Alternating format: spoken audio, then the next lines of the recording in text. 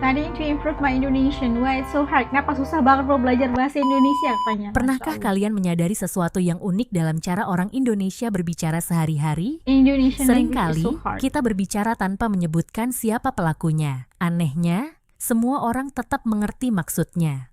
Fenomena ini terlihat sederhana, namun bagi banyak ahli bahasa dari luar negeri, hal ini justru terasa membingungkan. Di saat banyak bahasa lain menuntut kejelasan subjek dalam setiap kalimat, bahasa Indonesia justru terasa lebih santai. Seolah-olah mengatakan bahwa tidak semua hal harus dijelaskan secara lengkap, selama konteksnya sudah dipahami bersama.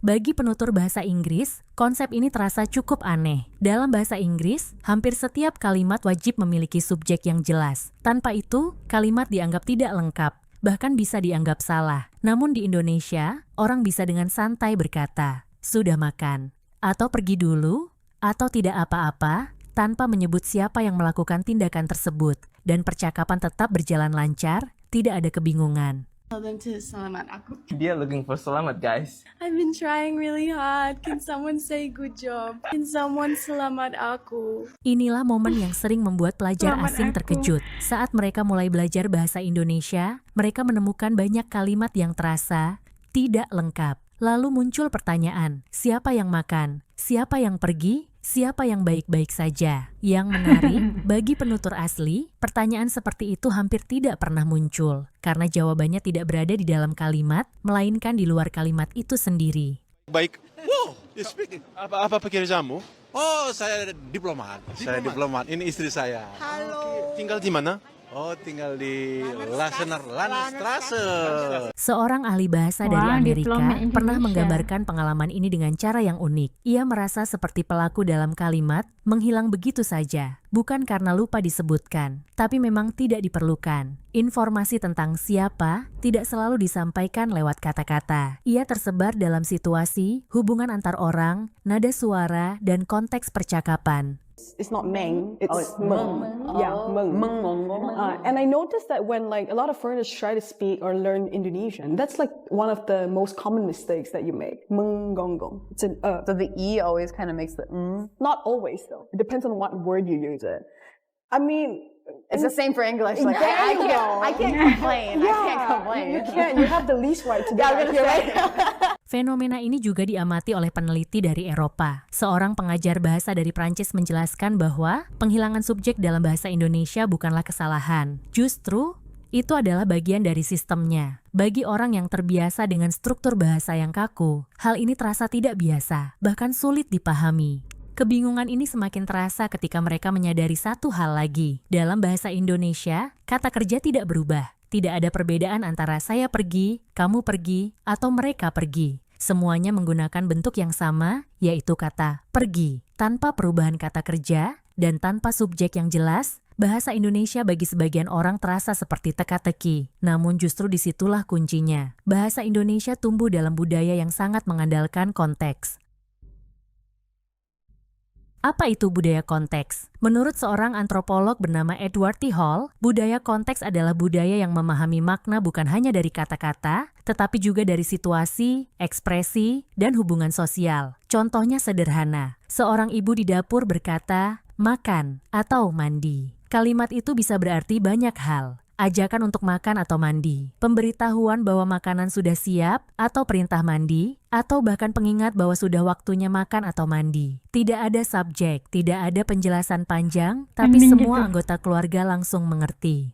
Seorang pria. Dalam situasi seperti ini, bahasa tidak bekerja sendirian. Ia berjalan bersama suasana. Orang Indonesia terbiasa membaca banyak hal sekaligus. Nada bicara, ekspresi wajah, gerak tubuh. Bahkan waktu terjadinya percakapan, semua itu membantu menutup kekosongan tanpa perlu diucapkan secara langsung. Menariknya, penghilangan subjek bukan hanya soal efisiensi. Ini juga berkaitan dengan sopan santun. Can you tell me again? Tolong. Tolong. Okay, tolong. Saya Tolong saya. mau Tolong saya mau pesan pesan. No. Tolong saya mau pesan pepes ikan. Dalam budaya Indonesia, menyebut ikan. subjek secara langsung terkadang terasa terlalu tegas, bahkan bisa terdengar kurang halus. Hal yang sama juga terjadi dalam kehidupan sehari-hari. Ungkapan seperti, sudah siap, sudah dimasak, atau pergi dulu ya, tidak membutuhkan penjelasan siapa pelakunya. Justru disitulah terasa adanya kedekatan dan saling pengertian. Ngak, or gak, or ga, or Or for example, there are words that describe whole sentences. You shouldn't have done that. Is can. Why did you do that? You will regret Can. what you've done.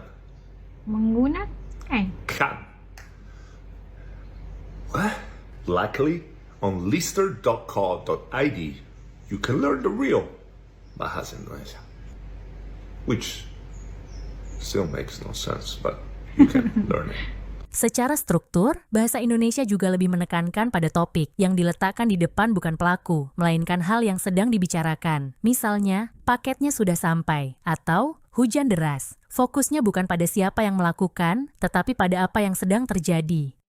Bahkan dalam banyak kasus, objek lebih sering ditonjolkan. Daripada mengatakan, saya membaca surat itu, orang lebih sering berkata, suratnya sudah dibaca. Perhatian langsung tertuju pada hasil, bukan pelaku. Pola ini juga terlihat dalam percakapan singkat, seperti sudah makan, atau langsung to the point. Jika suasana mendukung seperti sudah makan belum? Tanpa subjek, tanpa penjelasan panjang, namun percakapan tetap mengalir dengan lancar.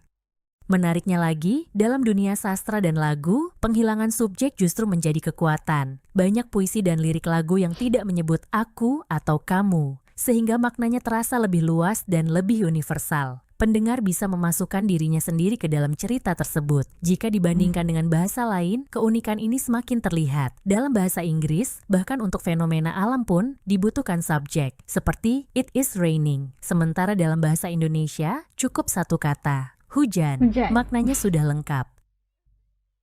It is raining. Pada akhirnya, penghilangan subjek dalam bahasa Indonesia bukanlah kekurangan. Ia adalah hasil dari perjalanan panjang sebuah bahasa. Bahasa yang tumbuh bersama budaya yang mengutamakan harmoni, konteks, dan rasa saling memahami. Dari percakapan sehari-hari hingga karya sastra, pola ini terus hidup dan justru menjadi salah satu hal yang membuat bahasa Indonesia terasa begitu unik. Nama saya Abel. Namanya Abel. Udah berapa lama belajar bahasa Indonesia?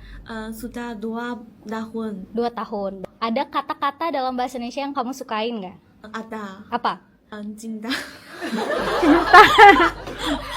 Nah itu tadi, aduan yang telah dibuat oleh para bule yang mengatakan bahwa bahasa Indonesia itu sebenarnya begitu rumit untuk dipelajari.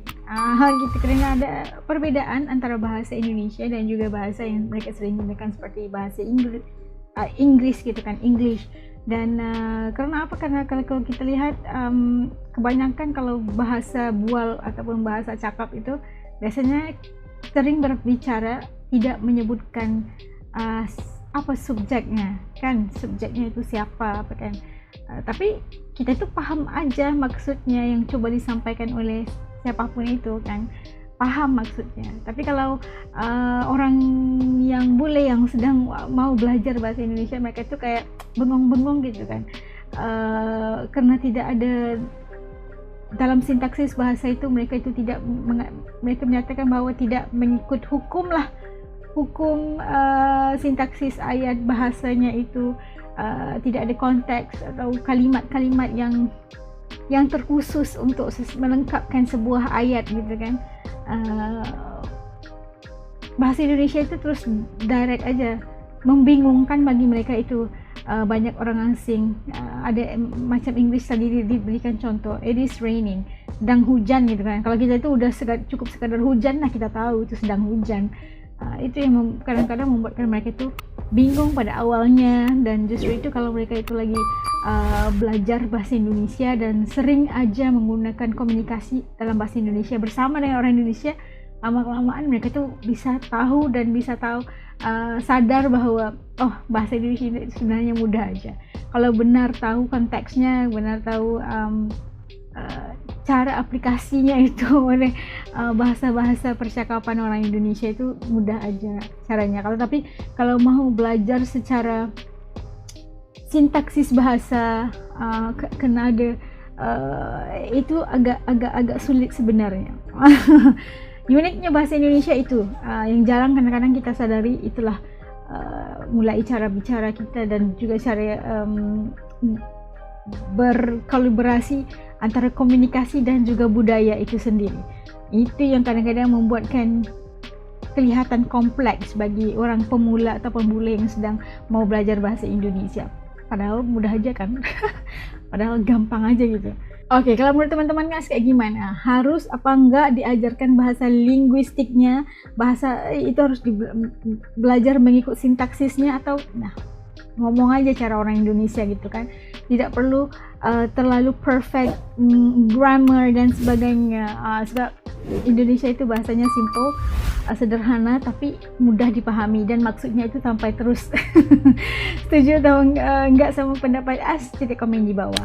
Oke, sampai jumpa lagi insyaallah dalam video. Assalamualaikum semua. Jaga diri. Dadah.